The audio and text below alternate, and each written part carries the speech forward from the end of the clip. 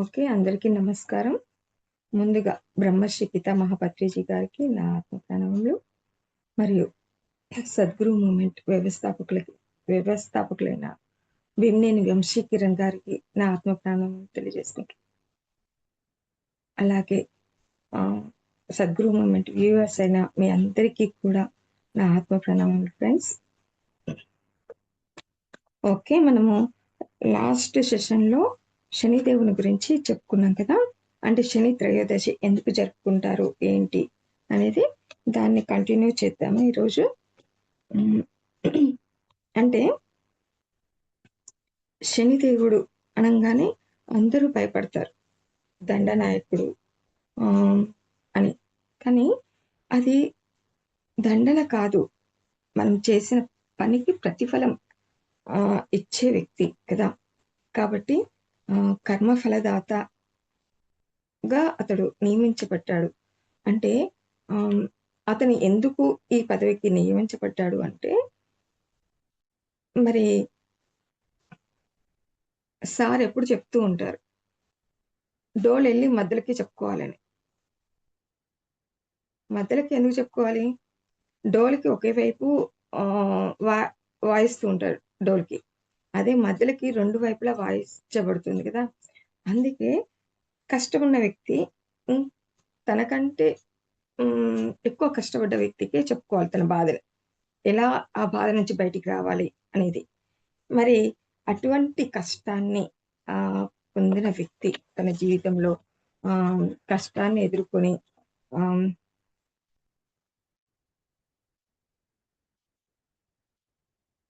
అంటే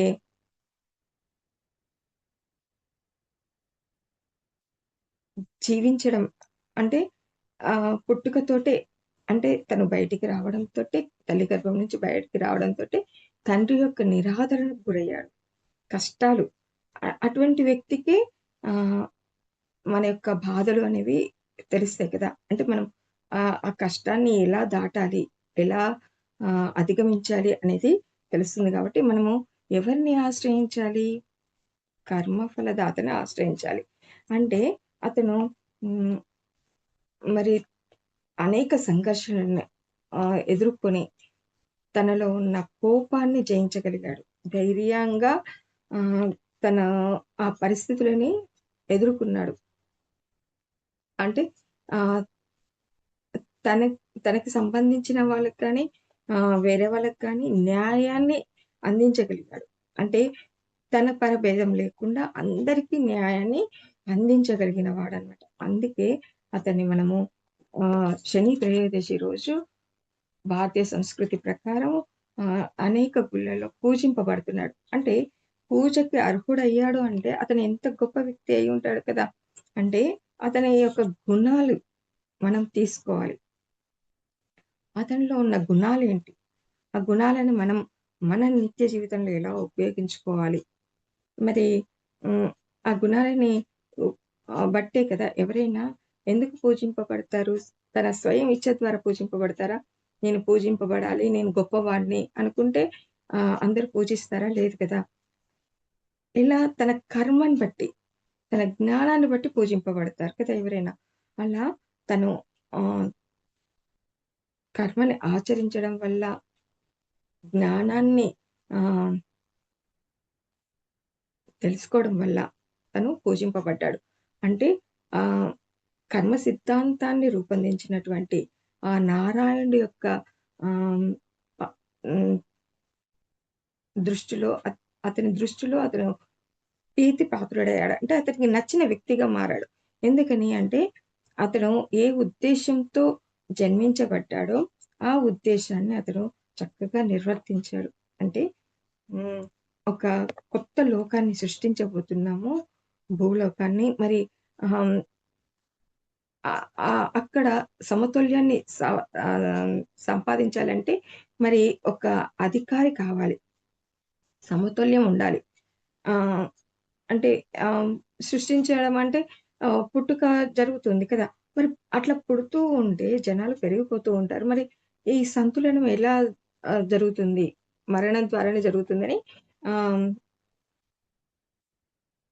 మృత్యు ద్వారా ఈ సృష్టి యొక్క సంతులనం జరగాలనేసి నిర్ణయించారు. కానీ అది కరెక్ట్ కాదు. మృత్యువు ద్వారా న్యాయ అన్యాయాలని ఆహ్, మంచి చెడులని, ఉచితము, అనుచితములు తెలుసుకోవడం కంటే బతికి ఉండంగానే మనిషి తెలుసుకుంటే ఆహ్, తను ఉత్తమమైన కర్మ ఫలాన్ని పొందుతాడనేసి వాదించి అది ఆహ్, స్ నేను వాదించింది కరెక్టే అని వాళ్ళని నమ్మించి ఆ పదవికి తను ఆహ్, ఎన్నుకోబడ్డాడనమాట. అంటే ఒక సన్నివేశం చూపించేసి మరి యముడికి తన సోదరుడైన యమునికి శనిదేవుడికి పరీక్ష పెడతారనమాట. ఇప్పుడు ఒక సన్నివేశం చూపిస్తున్నాము. దాన్ని బట్టి ఆ అంటే ఒక వ్యక్తికి మరణం తర్వాత స్వర్గలోకము ప్రాప్తిస్తుందా? నరకలోకం ప్రాప్తిస్తుందా? ఆహ్, నిర్ణయించండి అనేసి అడుగుతారనమాట మహాదేవుడు. అప్పుడు ఆ సన్నివేశం చూసి యమధర్మరాజు అంటాడు. హ్మ్. ఆ సన్నివేశం ఏంటంటే ఒక వనంలో ఆహ్, ఋషి ఆశ్రమం ఉంటుంది. దాని పక్కనే నదిలో ఆహ్, గంధర్వ గ గంధర్వులు ఆహ్, వాళ్ళ వాళ్ళ ఒక వేశ్య వాళ్ళు ఆనందంతో, కేరింతలతో ఆడుకుంటూ ఉంటారనమాట. ఆ నదికి వెళ్తుంది. ఋషి పత్ని వాటర్ తీసుకురావడానికి. అప్పుడు ఒక నిమిషము వాళ్ళని చూసి మనసులో హ్మ్. చెడు ఆలోచన కలుగుతుంది. అబ్బా! నేను ఆ ప్లేస్‌లో ఉంటే బావుండు. ఎంత ఆనందంగా ఉన్నారు అనేసి ఆలోచనొస్తుంది. తను నీళ్లు పట్టుకొనొచ్చేసి ఋషికి అందిస్తుంది. మరి హ్మ్. మీరు యజ్ఞం చేసుకోవడానికి వాటర్ తీసుకొచ్చానని అందిస్తుందనమాట. అప్పుడు మరి ఆ దృశ్యాన్ని చూసి ఆమె విచలితమైంది కదా! దాన్ని బట్టి ఆమెకి ఆహ్, మృ అంటే స్వర్గలోకాన్నివ్వాలా? యాహ్! నరకలోకాన్నివ్వాలా? అనేసి ప్రశ్ననమాట. మరి ఆ ఋషి పత్నికి స్వర్గమా? నరకమా? వేశ్యకి ఎటువంటి నరకాన్నివ్వాలా? స్వర్గాన్నివ్వాలా? అనేసి అడుగుతాడు. అడిగినప్పుడు యమధర్మరాజు ఇది చాలా క్లియర్‌గా ఉంది. ధర్మం ప్రకారము వేశ్య నరకానికి వెళ్తుంది. ఎందుకంటే ఆమె చేసే పనులను బట్టి ఆమె నరకానికి వెళ్తుంది. మరి ఋషిపత్ని ఆమె తన ధర్మాన్ని నిర్వర్తిస్తుందక్కడ. ఋషిపత్నిగా భర్తకి సహకారం అందిస్తూ తను ఉంది. తనకి డెఫినిట్‌గా స్వర్గమే అనేసి అంటాడనమాట. అప్పుడు శనిదేవుడు శని అది కరెక్ట్ కాదు. ఈ నిర్ణయం తీసుకోవడమే లోపభూయిష్టంగా ఉంది. నిర్ణయాన్ని దేని ఆధారంగా తీసుకోవాలి? అంటే ఒక కర్మని అంటే ఆహ్, నేను చెప్పే విధానం విధానం విన్న తర్వాత యమధర్మరాజు తన నిర్ణయాన్ని మార్చుకుంటాడనేసి అంటాడనమాట. ఒక దృశ్యం చూపిస్తాడు. ఒక గుడ్డివాడు హ్మ్. నడుస్తూ ఉంటాడు. ఎటువైపు లోయలో లోయ ఉన్న దిక్కు నడుస్తూ ఉంటాడు. దాన్ని చూపించి మరి ఈ గుడ్డివాడు ఏ పని చేస్తున్నాడు? నడవడం అనే కార్యాన్ని చేస్తున్నాడు కదా! మరి ఇతడు ఆహ్, లోయలో పడడానికి అతను చేస్తున్న కార్యం కారణమవుతుందా? అతని గుడ్డితనము కారణమవుతుందా? అంటే ఆహ్, అతని గుడ్డితనమే కారణమవుతుందంటారు.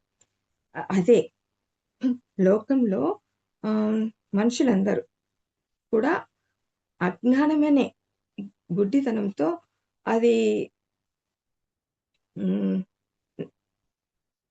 లోయ అంటే పతనం మనము మన జీవితం పతనానికి వెళ్ళే హ్మ్.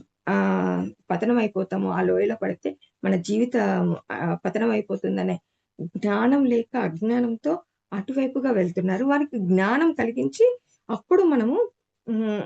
జ్ఞానాన్ని అందించి సరైన జ్ఞానాన్ని అందించి వాళ్ళు చేసే కర్మల్ని బట్టి మనము ఫలితాన్ని ఇవ్వాలి అనేసి శనిదేవుడు ఆర్గ్యుమెంట్ చేస్తాడనమాట. అప్పుడు ఆ ఆర్గ్యుమెంట్‌కి సంతోషించి యమధర్మరాజు అడిగితే ఇప్పుడు ఎలాంటి నిర్ణయం తీసుకుంటావని అడిగితే, అప్పుడు యమధర్మరాజు నిజమే శనిదేవుడు చెప్పింది నిజమే.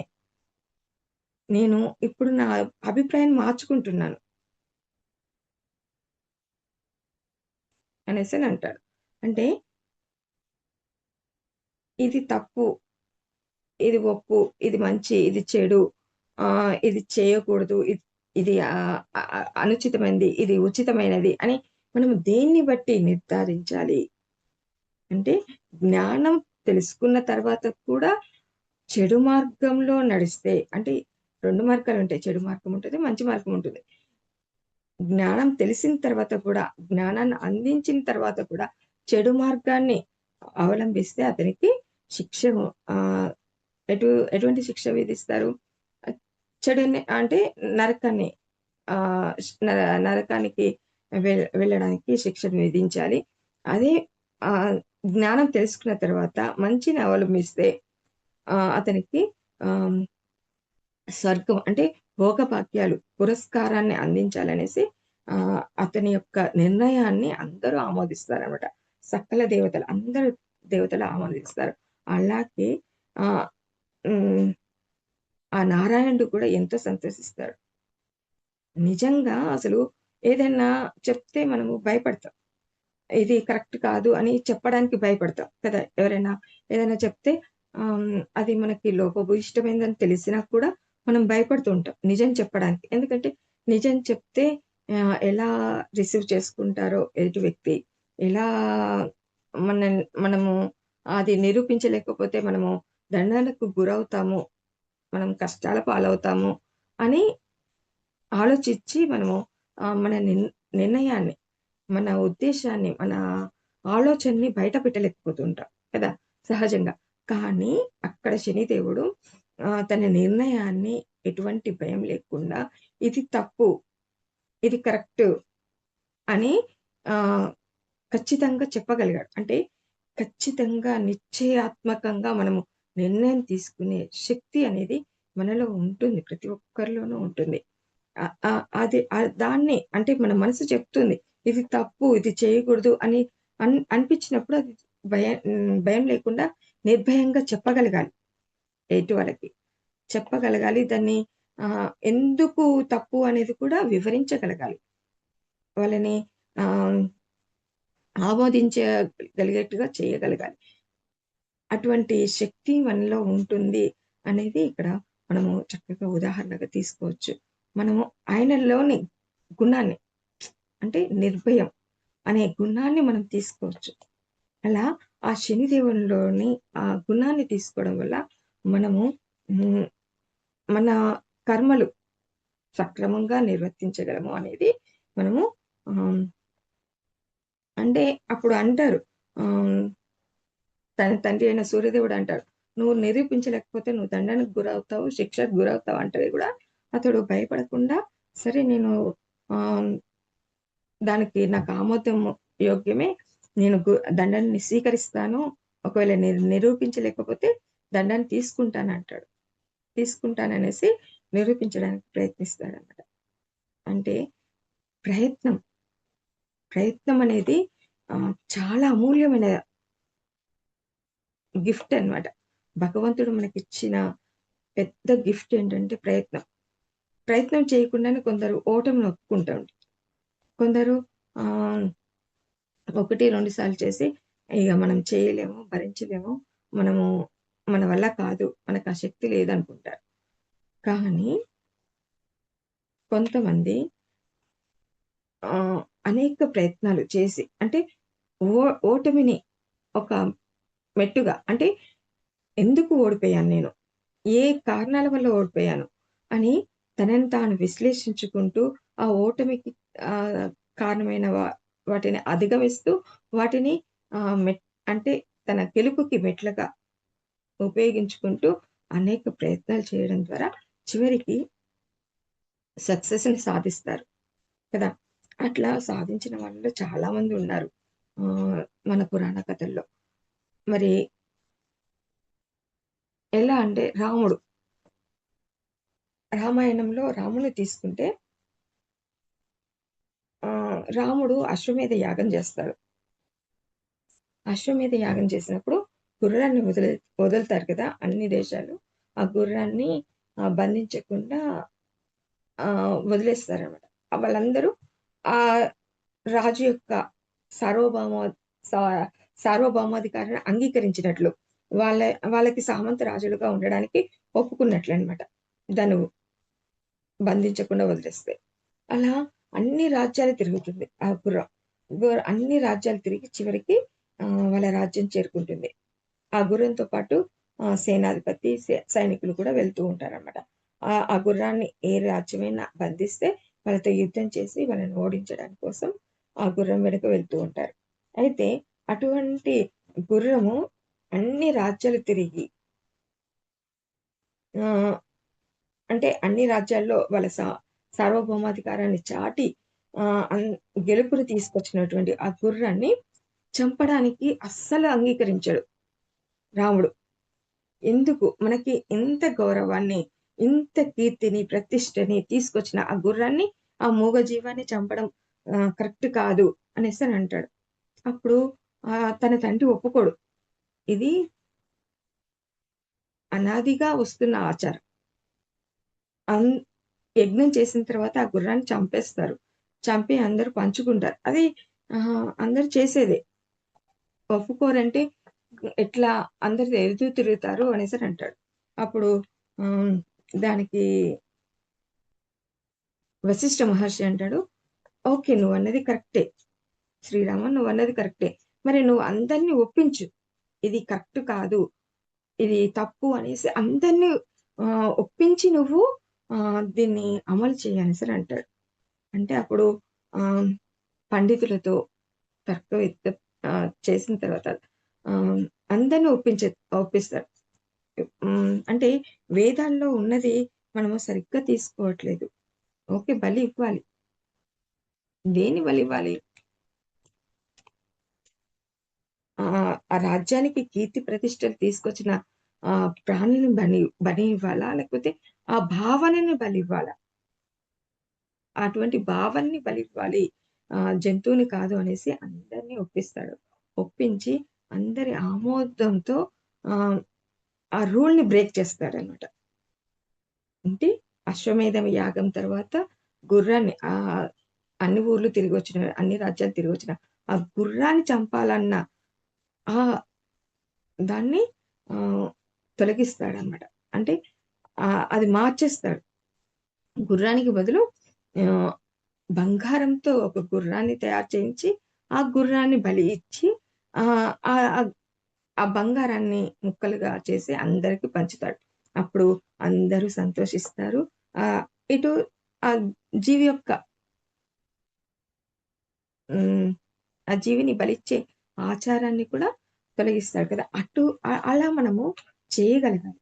మనము ఏదైనా కరెక్టు అని అనుకుంటే దాన్ని వివరించగలగాలి. ఎదుటి వాళ్ళకి ఆహ్, ఎదుటి వాళ్ళు అర్థం చేసుకొని దాన్ని ఆచరించే విధంగా మనము చేయగలగాలి.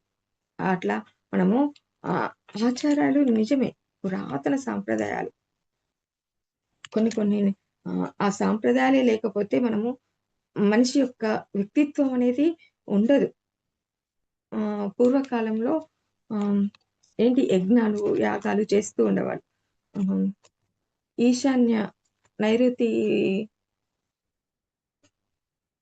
వనంలో ఈశాన్య ఆహ్, ఎవరు?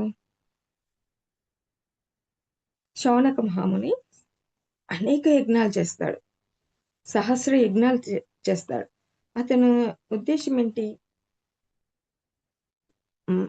వ్యక్తుల్లో ఉన్న ఆ యజ్ఞం యొక్క ఉద్దేశ్యం ఏంటి? అంటే ఆహ్, యజ్ఞ యాగాదులు చేయడం ద్వారా ఒక పద్ధతికి అలవాటు పడడం ద్వారా వాళ్ళు ఎ దాన్ని ఆచరిస్తూ ఆహ్, మంచి మార్గంలో నడవడానికి మంచి నడవడిక ఏర్పడడానికి కారణమవుతుంది అనేసి అతను ఆ ఉద్దేశ్యంతో యజ్ఞాలు చేస్తూ ఉంటాడనమాట.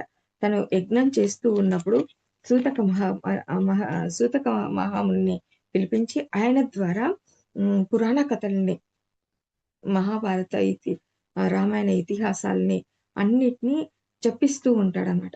అంటే వాటిని శ్రవణం చేయడం ద్వారా ఆహ్, ఏం జరుగుతుంది అంటే అటువంటి వినగా ఏమవుతుందంటే మనము అందులో ఏదో ఒక మంచి ఆహ్, విషయాన్ని పట్టుకుంటాం. ఆ మంచి విషయాన్ని మనం ఆచరణలో పెడతాం. ఆచరణలో పెట్టడం ద్వారా మన ప్రవర్తనలో మార్పు అనేది వస్తుంది. మనం మన వ్యక్తిత్వాన్ని మనం నిర్మించుకోవడానికి అనుకూలంగా ఉంటుందనే ఉద్దేశ్యంతో ఆహ్, ఆహ్, నియమ వ్రత యజ్ఞాలు చేశాడనమాట. అలా మన వంశీసారు చేస్తున్నది కూడా ఒక యజ్ఞమే. మరి మనకి చక్కటి ఆహ్, కర్మ ధ్యాన విపాకము అనే ప్రక్రియని అందించారు. అంటే ఆహ్, అలాగే మనం అంటే మనలో ఉన్న గుణాలని మార్చుకోవడానికి, మనలో ఏ గుణాలున్నాయి, ఏ గుణాలని అవగుణాలని మంచి సుగుణాలుగా ఎలా మార్చుకోవాలి, మార్చుకోవడానికి ఆహ్, మనము మన ఆత్మతో ఎలా కనెక్ట్ కావాలి అనేసి చక్కగా ఒక మార్గాన్ని అందించారు. అంటే ఇది కూడా ఒక యజ్ఞమే. దీని ద్వారా ఎంతోమంది మరి తమ కర్మల్ని చూసుకొని, కర్మ విపాకం ద్వారా కర్మ యొక్క ఫలితాన్ని హ్మ్. హ్మ్. ఏంటి ఆ ఫలితాన్ని పొందకుండా ఆ జ్ఞానాన్ని నేర్చుకోవడం ద్వారా మరి కర్మ ఫలాన్ని తప్పించుకున్నారు కదా! కర్మ ఫ అంటే ఇప్పుడు చెడు కర్మ చేయడం ద్వారా చెడు ఫలితాన్ని అనుభవిస్తాం కదా! ఇది కదా మనం మార్చుకునేది. మరి మనం గతంలో అన్నీ చెడు కర్మలే ఉన్నాయి మరి. ఆ చెడు కర్మల్ని మరి మంచి కర్మలుగా, సుకర్మలుగా ఎలా మార్చుకోవాలి? ఎలా ఆహ్, మంచి ఫలితాన్ని పొందాలి అనేది మనము కర్మ ధ్యాన ప్రక్రియ ద్వారా తెలుసుకున్నాం. అంటే మనము కర్మల్ని అంటే మనలో ఉన్న గుణాలేంటి? ఆ గుణాల్ని తెలుసుకొని, ఆ గుణాల్ని మనము ధ్యానంలో కూర్చొని, ఓహో! నాలో ఈ గుణం ఉందా? మరి ఈ గుణం ఉండడం వల్ల మనము ఈ ఫలితాన్ని పొందుతాము. కాబట్టి మరి ఆ గుణము ఆహ్, భౌతికంగా కూడా ఆ గుణం ఉందనుకోండి. మరి ఆ గుణాన్ని మనము ఎక్ అంటే భౌతికంలో మంచి చెడు గుణం ఉంది. ఆహ్, మన ఆత్మలో మంచి గుణం ఉందనుకో. ఆ గుణాన్ని చూసుకొని, మరి ఆ గుణంని ఇక్కడ ఇంప్లిమెంట్ చేయడం ద్వారా, మరి చెడు గుణాన్ని మంచి గుణంగా మార్చుకోవచ్చు. సుగుణంగా మార్చుకొని, దాని యొక్క ప్రభావాన్ని తప్పించుకోవచ్చు అనే విషయాన్ని మనము తెలుసుకోవచ్చు. మరి దానికి మంచి ఉదాహరణ ఏంటంటే, మరి శ్రీరామచంద్రుడే. శ్రీరామచంద్రుడు హ్మ్. నారాయణుడు ఒక మంచి పని చేయడం కోసమే ఒక పని చేస్తాడనమాట. కానీ దాని ఫలితాన్ని మంచి పని చేసినా గాని అంటే అందరికీ మంచి జరగాలని చెడు పని చేసినా గాని దాని ఫలితం అనేది ఉంటుంది గదా! మరి ఆ చెడు ఫలితాన్ని అనుభవించి తీరాల్సిందే ఎవరైనా. అంటే ఆహ్, ఇప్పుడు కర్మ విధాత అంటే కర్మ సిద్ధాంతాన్ని సృష్టించిన నారాయణుడికి కూడా కర్మ ఫలాన్ని తప్పించుకోవడానికి లేదు. అంటే కర్మ ఫలితాన్ని ఎవరైనా అనుభవించాల్సిందే. దేవతలు గాని, మనుషులు గాని, పక్షులు గాని ఎవ్వరైనా, రాక్షసులు గాని ఎవ్వరైనా అనుభవించాల్సిందే అనే సత్యాన్ని ఆహ్, మనకి ఆహ్, తెలియజేస్తున్నారు కదా! అంటే పురాణ కథల ద్వారా మనం తెలుసుకుంటున్నాం. అంటే కర్మ మంచిదైనా, చెడుదైనా కర్మ ఫలితం అనేది ఖచ్చితంగా వస్తుంది. మరి ఆ చెడు కర్మని మంచి కర్మగా ఎలా మార్చుకోవాలి అనేది మనము చూడొచ్చు. అంటే రామావతారంలో ఆ కర్మని తెచ్చుకుంటాడనమాట. అంటే నారాయణుడుగా తను చేసిన కర్మని రామావతారంలో తను తెచ్చుకుంటాడు. అంటే రామావతారంలో ఎంతోమంది రాక్షసులను చంపుతాడు కదా! అలా ఆహ్, ఏం కర్మని తెచ్చుకుంటాడు? భార్య వియోగాన్ని తెచ్చుకుంటాడు. అంటే ఒక రాక్షసుడు అంటే ఆహ్, మహాదేవుని ఆహ్, క్రోధం వల్ల జన్మించిన జలంధరుడు అనే ఆహ్, ఒక దానవుడి వల్ల తన భార్య ఇబ్బంది పాలవుతుందనమాట. తన భార్యని బంధించేస్తాడు. శివుడు తపస్సులో ఉన్నప్పుడు తన భార్యని ఆ పార్వతీదేవిని తన శక్తితో, అంటే తపస్సు ద్వారా అనేక శక్తులు సంభవిస్తాయి కదా! అనేక శక్తులు వస్తాయి కదా మనకి. అటువంటి శక్తులని మరి ఎలా ఉపయోగించుకున్నాడు అతను అంటే, ఆహ్, మరి చెడుకి ఉపయోగించుకొని పార్వతీదేవిని బంధించేస్తాడు. బంధించేసేసి తను ఆ దేవతలకి, రాక్షసులకు జరిగే యుద్ధంలో ఆహ్, దేవతలను ఓడించాలన్న ఉద్దేశ్యంతో తనని బంధించేస్తాడనమాట. అప్పుడు మరి పార్వతీదేవి ఎన్ని రకాలుగా ప్రయత్నించినా అతని మాయ నుంచి తప్పించుకోలేదు. మరి శివుడేమో ధ్యానంలో ఉన్నాడు. మరి ఎవరు రక్షించాలి? మరి నారాయణుడే మరి తన సోదరిగా అనుకుంటున్నాడు కాబట్టి, మరి ఆ సోదరిని రక్షించాల్సిన బాధ్యత నారాయణుడి మీద ఉంది కదా! మరి నారాయణుడు ఆమెని రక్షించడానికి మరి ఇతన్ని ఎక్కడ కొడితే ఇతను వీక్ అవుతాడు. అతను చాలా శక్తివంతుడు.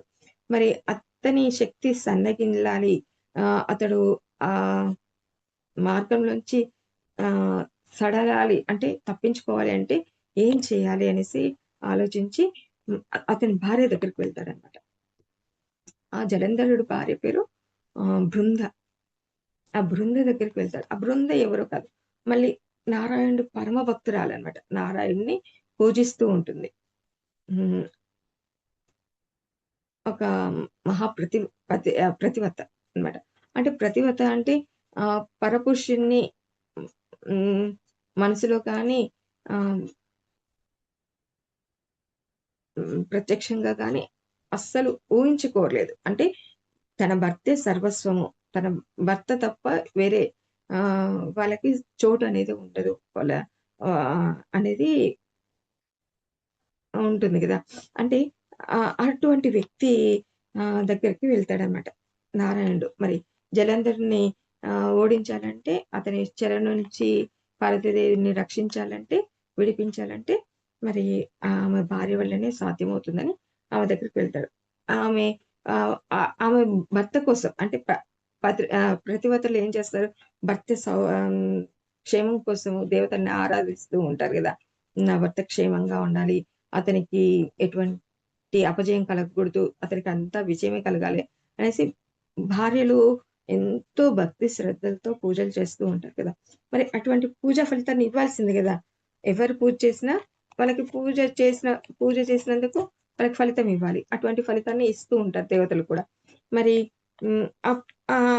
అటువంటి వ్యక్తి దగ్గరికి తన భర్త వేషంలో, అంటే జలంధరుడి వేషంలో వెళ్తాడనమాట. తను పూజ ముగించుకొని భర్త అనుకోని పరపురుషుడిని తాకుతదనమాట. బొట్టు పెడతది. బొట్టు పెట్టగానే అప్పుడు అర్థమవుతుంది. నేను తాకింది నా భర్తని కాదు, వేరే అతన్ని అనేసి చూసేసరికి నారాయణుడు.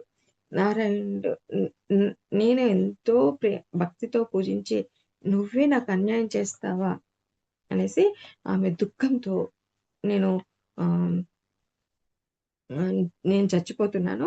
మరి నేను చ నా చావుకి నువ్వే కారణం. నా భర్త ఎలా అయితే విరహాన్ని అంటే భార్య వియోగాన్ని అనుభవిస్తాడో, అటువంటి వియోగాన్ని నువ్వు గూడా అనుభవిస్తావని తను శాపం ఇస్తుందనమాట. ఆ శాపాన్ని తెచ్చుకుంటాడు రామావతారంలో. మరి భార్య వియోగాన్ని పొందుతాడు. పొందినప్పుడు మరి ఆ శాపాన్ని మరి ఎలా జయించాలి? అంటే ఆహ్, ఆ వనవాసంలో రాక్షసులను చంపుకుంటూ ఆహ్, ఆంజనేయ స్వామిని కలుసుకున్నప్పుడు, ఆంజనేయ స్వామి ద్వారా అతను తెలుసుకుంటాడు. అంటే ఏదైతే మనము తప్పు చేశామో, అంటే ఏదైతే ఆహ్, శిక్ష అనుభవిస్తున్నామో, అటువంటి బాధ అనుభవించే వ్యక్తికి సహాయం చేయడం ద్వారా మనము ఆ శిక్ష నుంచి తప్పించుకోవచ్చు అని గొప్ప సూత్రాన్ని ఆహ్, హనుమంతుడి ద్వారా తెలుసుకుంటాడు. అంటే అదే భార్య వియోగంతో బాధపడుతున్న సుగ్రీవుడి యొక్క భార్యని రక్షించడం ద్వారా అతని ఆహ్, ర రక్షించి అతని సహాయం తీసుకొని తన భార్యని రక్షించుకోగలుగుతాడు. అంటే ఇప్పుడు కర్మ అంటే ఒక దుష్కర్మని సుకర్మగా మార్చుకోవచ్చు అన్న విషయాన్ని, జ్ఞానాన్ని బోధించడం ద్వారా మనము హ్మ్. బోధించవచ్చు అనేది శని యొక్క ఉద్దేశ్యం అన్నమాట. అతడు ఒక సన్నివేశం చూపిస్తాడు. ఆహ్, అయితే అదే వనంకి వెళ్లి ఆ ఋషి పత్నికి హ్మ్. ఎవరికి వేశ్యకి అందిస్తాడు ఫస్ట్. జ్ఞానాన్ని అందించిన తర్వాత వాళ్ళ దగ్గరికి వెళ్తాడు. ఒక ఆహ్, దాసుడిలాగా వెళ్లి ఋషి పత్నితోటి ఆమె వనంలో పూలు కోసుకుంటూ ఉంటుంది. దేవునికి మాల కట్టడానికి పూలు కోసుకుంటూ ఉంటుంది. ఆమె దగ్గరికి వెళ్లి పరీక్షిస్తాడనమాట. మరి ఇట్లా నదికి ఆవల ఉన్న ఆ వేశ్య నన్నిక్కడికి పంపించింది. మీరు మీ దగ్గర ఉన్న పూలని తనకి తెచ్చిమని అడిగింది. తన విటులకి మాల కట్టి అంటే అందించడానికి అడిగింది. మీరు ఇస్తారా అనేసని అడుగుతాడు. నేను పూలని ఆహ్, కలెక్ట్ చేసింది దేవుని యొక్క విగ్రహాన్ని వేయడానికి కోసం గదా! విగ్రహానికి వేయడానికి నీకు ఇవ్వడము భావ్యం కాదు గదా! అంటే, అంటే అది నీ ఇష్టం. నువ్వు ఇవ్వాలనుకుంటే ఇవ్వచ్చు. లేదంటే లేదు. అయినా గాని వేశ్యలు ఆహ్, భౌతికమైన సుఖం కోసం వేరే వాళ్ళని ఆనందించడం, వేరే వాళ్ళకి ఆనందాన్ని అందించడం కోసం మాలలు కట్టి వాళ్ళకి వేస్తూ ఉంటారు. ఆహ్, ఇచ్చినా ఒకటే, ఇవ్వకపోయినా ఒకటే అనేసి జ్ఞానాన్ని ఇస్తాడనమాట. ఇచ్చినా కూడా ఆమె ఏం చేస్తుంది, సరే ఈశ్వరుడు అన్ని ప్రాణుల్లో ఉంటాడనేసని అంటారు కదా! మరి ఆ వేశ్యలోను వాళ్ళ వాళ్ళు ఆ విటులలోను కూడా ఉండొచ్చు కదా! అందుకే కావచ్చు తను మిమ్మల్ని నా దగ్గరికి పంపించింది. సరే ఈరోజు నా పూలని దేవుని అంటే ఒక నిర్జీవమైన మూర్తికి వేయడం కంటే, సజీవమైన వాళ్ళకి వేసి ఆనందాన్ని అనుభవించడానికి తీసుకువెళ్ళండి అనేసి ఆ పూలని శనిదేవునికి అందిస్తుందనమాట. అలాగే వేశ్య దగ్గరికి వెళ్తాడు. వేశ్య దగ్గరికి వెళ్లి వేశ్యతో అంటాడు. అంటే ఒక ఋషి రూపంలో వెళ్తాడనమాట. ఋషి రూపంలో వెళ్ళి హ్మ్, నదికి ఆవలి ఒడ్డున ఉన్న ఋషి పత్ని నన్నిక్కడికి పంపించింది. మీరు కలెక్ట్ చేసిన పూలని అంటే తనకు పూలు తక్కువైనాయంట. మరి మీరు కలెక్ట్ చేసిన పూలని కావాలి తన దగ్గరికి తీసుకురమ్మని పంపించింది నన్ను. ఆహ్, మీరు ఇస్తారా అనేసి అడుగుతాడనమాట. అవునా! నా దగ్గర ఉన్నాయి కొన్నే పూలు. నా దగ్గరికి వచ్చే వాళ్ళకి చేయడానికి మాలలు కట్టి నేను వాళ్ళకి ఇవ్వాలి కదా! మరి అటువంటి మాలలు, అటువంటి పూలని నీకిస్తే ఎలా? అనేసని అంటుంది. అంటే నిజమే నువ్వన్నది. ఆహ్, నిర్జీవమైన ఒక మూర్తికి వేయడం కోసము ఆమె తెప్పించాలనుకుంటుంది. తీసుకెళ్ళాలనుకుంటుంది. మీరు సజీవమైన వాళ్ళకి వేయాలనుకుంటున్నారు గదా! నీ ఇష్టము అనేసని అంటాడు. అంటే అప్పుడు ఆమె ఆలోచించి సజీవమైన వాళ్ళని జీవాన్నిచ్చేది కూడా నిర్జీవమైన ఆ మూర్తిలో ఉండే ఆహ్, దైవమే కదా!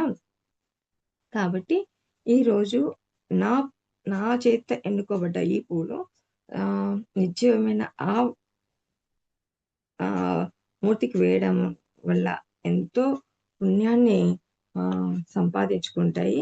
అంటే ఆహ్, ప్ర పుట్టిన ప్రతి పువ్వు ఆహ్, భగవంతుని పాదాల వద్దకే చేరాలనుకుంటది గదా! మరి అటువంటి ఆహ్, అదృష్టాన్ని పొందుతాయి ఈ పూలు. తీసుకెళ్ళండని అందిస్తుందనమాట. అందించి హ్మ్. తను మనసులో అనుకుంటది. ఎంత గొప్పదో కదా! రిషిపత్ని.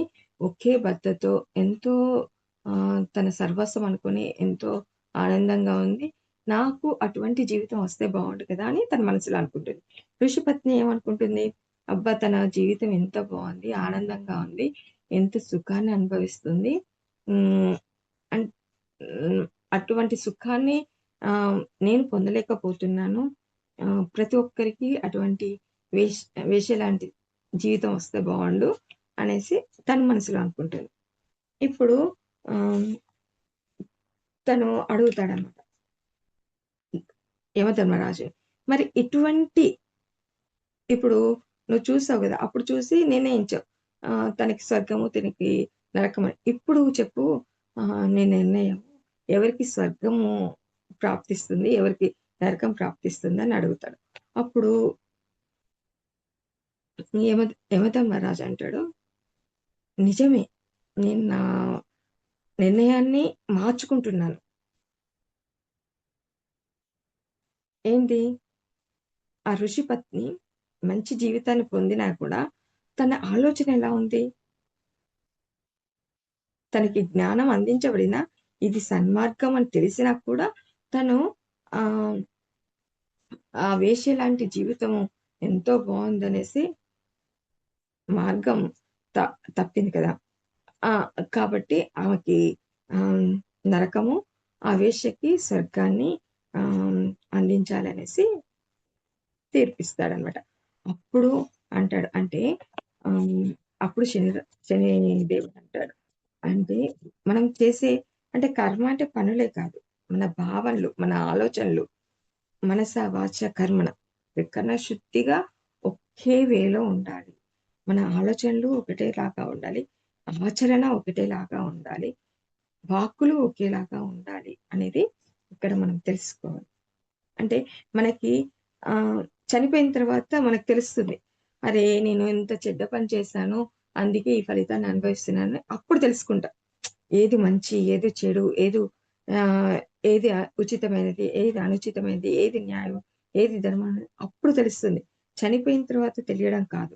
బ్రతికి ఉండంగానే మనకి ఏది మంచి, ఏది చెడు అనే విచక్షణ జ్ఞానాన్ని ఇచ్చి మనల్ని మంచి మార్గంలో తీసుకువెళ్ళే ఒక గొప్ప ఫిలాసఫర్ మరియు మార్గదర్శకుడు, స్నేహితుడు మన శనిదేవుడు. మరి అటువంటి శనిదేవుడిని హ్మ్, నుంచి అతనిలో ఉన్న మంచి గుణాలని మనం పట్టుకొని, మనము మన జీవితంలో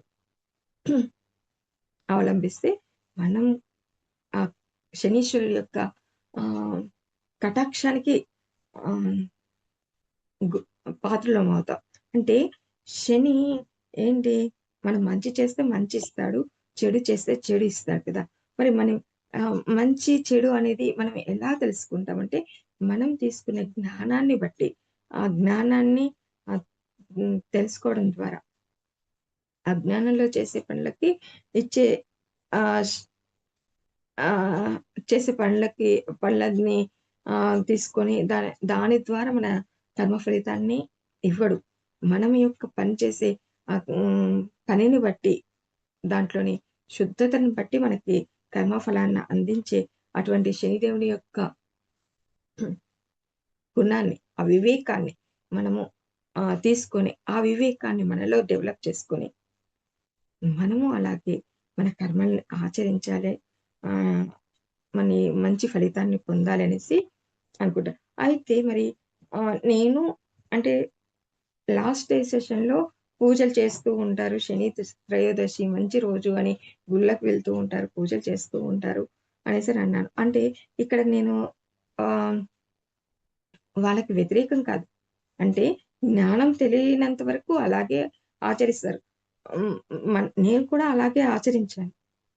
ధ్యానంలోకి రాకముందు నేను కూడా పూజలు చేయడము ఆహ్, ఇది అంటే పూజల ద్వారా ని మనము స ఆహ్, సద్గతి అంటే మంచి గతిని, మంచి ఆహ్, అంటే స్వర్గాన్ని పొందుతాము. ఆహ్, అంటే దండనకి గురి కాము అనే ఆలోచన నాకు కూడా ఉంది. నేను కూడా పూజలు చేశాను. కాకపోతే మనం ధ్యానం చేయడం ద్వారా జ్ఞానం వచ్చిన తర్వాత మళ్ళీ అదే మార్గాన్ని అవలంబించకుండా మనం జ్ఞానంతో, విచక్షణతో, ధైర్యంతో మనము చేసే పని పట్ల మనము ఎవరికి భయపడినా, భయపడకపోయినా పర్లేదు. మనం చేసే పనికి భయపడాలి. మనం చేసే పని వల్ల ఎవరికైనా కష్టం కలుగుతుందా? ఎవరైనా బాధపడుతున్నారా? ఎవరికైనా హాని కలుగుతుందా? అనేది దృష్టిలో పెట్టుకొని మనం చేయాలి. ఏ పని చేసినా. అంటే మనం ఏది చేస్తే అది వస్తుంది కాబట్టి, ఆ పనిని దృష్టిలో పెట్టుకొని మనం చేయాలి. అటువంటి విచక్షణ జ్ఞానాన్ని మనం ఆ శనిదేవుని దగ్గర నుంచి మనం తీసుకోవాలి అని ఆహ్, తెలుసుకున్నాము ఈ కథల ద్వారా. మరి హ్మ్. అలా మనము అంటే ఆ నారాయణుడికి ఇష్టమైన రోజు శనివారము, ఏకాదశి. మరి శనిదేవుడికి ఆహ్, ఇష్టమైన ఆహ్, రోజు శనినే. కాబట్టి అంటే ఎన్నో ఏకాదశులున్నాయి. 24 ఏకాదశుల్లో శని త్రయోదశి అనేది చాలా అపూర్వమైన రోజు. ఎందుకంటే ఆ రోజునే అతను ఆహ్, కర్మఫలదాతగా నియమించబడ్డాడు కాబట్టి, మరి ఆ రోజున అతనికి వరాన్నిచ్చాడు నారాయణుడు. నాతో పాటు నిన్ను కూడా అందరూ పూజిస్తారు. నువ్వు కూడా పూజలందుకుంటావు అని అతనికి వరాన్ని ఇవ్వడం ద్వారా అతనికి భారతీయ సంస్కృతిలో అనేక గుళ్ళల్లో ఇప్పటికి పూజలు జరుగుతున్నాయి. మరి అటువంటి ఆహ్, వ్యక్తిని అంటే మూర్తి ఉన్నది స్ఫూర్తి కోసమే కదా! మనం ధ్యానంలోకొచ్చిన తర్వాత మూర్తిలో అంటే పూజలు చేయడం కాదు. ఆ మూర్తిలోని యొక్క లక్షణాలు, ఆ గుణాలు, ఆ గుణాలని మనలో ఇంకించుకొని మనము వారిలా తయారు కావాలి అన్నది మనము తెలుసుకొని, మనము ఆ గుణాలని మనలో డెవలప్ చేసుకొని, మరి శనిదేవుని యొక్క పాత్రకు గురవుదాము. మరి శని త్రయోదశి యొక్క ఆ ఫలితాన్ని అంటే ఏదైతే మంచి జరుగుతుంది అంటున్నారో, ఆ యొక్క మంచి ఫలితాన్ని మనం అందరం పొందుదామని ఆహ్, మనస్ఫూర్తిగా కోరుకుంటూ, మరి ఇటువంటి అవకాశాన్ని ఇచ్చినటువంటి ఆహ్, సద్గురు మూవ్‌మెంట్ ఆహ్, వ్యవస్థాపకులైన భీమనేని వంశీకిరణ్ గారికి, మరియు మణిమాల మేడంకి, మరియు మిగతా సీనియర్ మాస్టర్స్‌కి ఆహ్, హ్మ్. అందరికీ నా యొక్క కృతజ్ఞతలు, మరి ధన్యవాదాలు తెలుపుకుంటూ ఇంతటితో ముగిస్తున్నాను ఫ్రెండ్స్. ఓకే. ఎవరైనా మాట్లాడాలి అనుకుంటే మాట్లాడండి ఫ్రెండ్స్.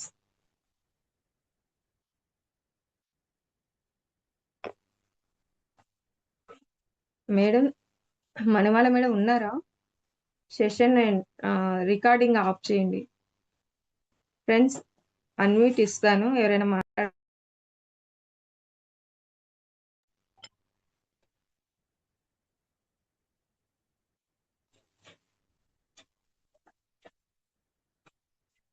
ఫ్రెండ్స్, ఎవరు మాట్లాడరా? మేడం, ఇది రికార్డింగ్ ఆపరా?